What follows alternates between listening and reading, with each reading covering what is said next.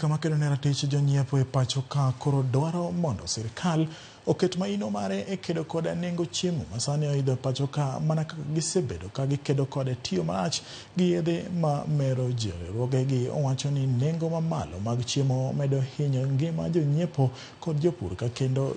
medo mana jo black ema yudo yuto maber. Consumer Grassroots Association, Youth Education Network kod Kenya Consumers Organization nochiwo twak margi tok lipot mar Fair Food Process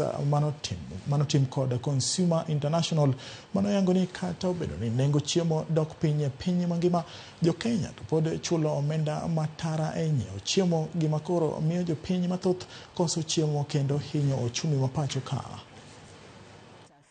Not saying that prices have to be low, but they should be fair. A farmer should benefit and also consumers should benefit by ensuring that at least farmers are compensated for their work and ensuring that consumers are also not overcharged for the goods they're supposed to get at a fair price in the market. The quality in terms of the standards and